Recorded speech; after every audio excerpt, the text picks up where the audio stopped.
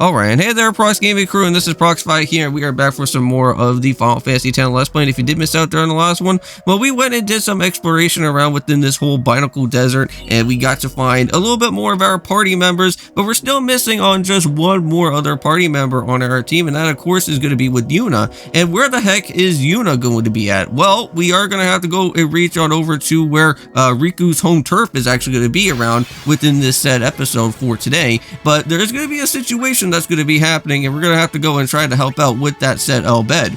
Now, if you guys just went and got to go and see here, we have a brand new enemy. Now, these guys are going to be somewhat of like the antlions of like Final Fantasy IX. They're normally like the ones that kind of like to hide in some of these different like sand pit hole things. And sometimes in some of those sand pit hole things, you can actually go and find some hidden treasure. And so far, we are going to go and have to go and do that here.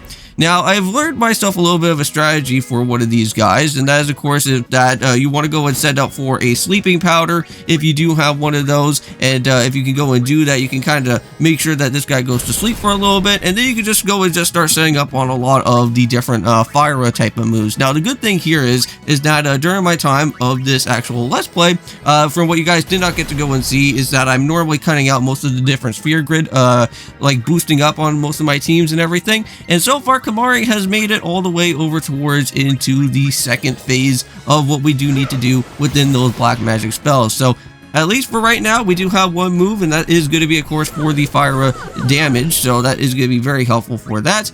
Now, I think for what this guy is all about is that he does have that seed bursting move, and he does like to go and confuse out on most of your team. So just be a little bit careful on that, though, however. But these guys should be able to just go down pretty quickly, because with enough amount of firepower damage, and if you do have the second upgrade of the actual fire type move, you should at least be somewhat okay. Now, not only that, but of course with having Orin here, using any of the break attacks actually do help out pretty well. And there you go, we got ourselves with an overkill, and very nice right there. Now, be on the lookout around within this particular area, because we're going to be able to go and find a certain type of crest, and that's going to be meant for having that for Riku, and that is going to be known as the Mercury Crest. Now, there is a lot of treasure around within this part, but we're not going to go and explore out the outer right-hand side, I don't think. We're just going to be just checking around with just in the left-hand side for right now, because all that we really want to do is just find all the missing different chests here, and just go ahead and battle with the next of one of these different Sandra Grogas out here as well. Basically, if you already know what we've already went and done from before, you can go and basically attack them again. And just like that, we got ourselves with some teleport spheres. Now, that is going to be somewhat interesting for what the sphere grid is going to be all about. I believe they can like warp you into like certain parts of the different sphere grid. So if you ever do want to go and head back into some different nodes and you need to like boost them up for any other type of specific reason, I believe those teleport spheres are there. I think there's also something known as warp spheres as well, but those are a little bit more hard to go and find around within this game compared to the teleporting sphere. So I believe we just went and got all the treasure chests that we do need. I think I showed you guys where the Mercury Crest chest was going to be. That was like the last of the different ones that we do want. And here we are. We're over at the actual fortress of this said place. So this is Riku's home turf at this point in time. And we're going to be meeting up with the leader of the said bed, which I want to say that this is going to be another one of those type of reference things that always happens within a Final Fantasy game. And we're going to be meeting up with, well, of course, the one person that's going to be here that we have never got to go and hear the name yet, and that is going to be with Sid. And Sid is actually going to be the father that is going to be for Riku. That's going to happen here soon. Uh-oh. Kyaku. Oh, no. He's not good at all. Oh, no. Well, hopefully he's still going to be alive.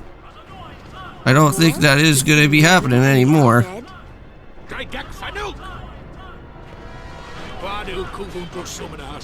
So it seems like the Guado have already been taken over here. But that's not been good. So yeah, so that's the leader himself, the father as well too for Riku. With Sid. Now here for this specific part of this said mission here, you want to be on the lookout for anything Elbed primer related, because you do not want to miss any of these Elbed primers, because it seems like this is like the only type of time that you will only be able to be here in this said area. So there is going to be a set of like 3 of them, I believe, and one of them is going to be right here at the very beginning of the entrance point, so you do not want to forget about this one, and we'll make sure to go and try to pick up with the other 2 as well, because I would like to at least get some of the special item rewards later on throughout our time throughout this game. We have to save Uni. Yep, we have to go try to rescue it with Yuna here. Alright, and with that being said in mind, we're going to end off the episode for today. Thank you guys so much for watching our time of Final Fantasy X, and of course, peace.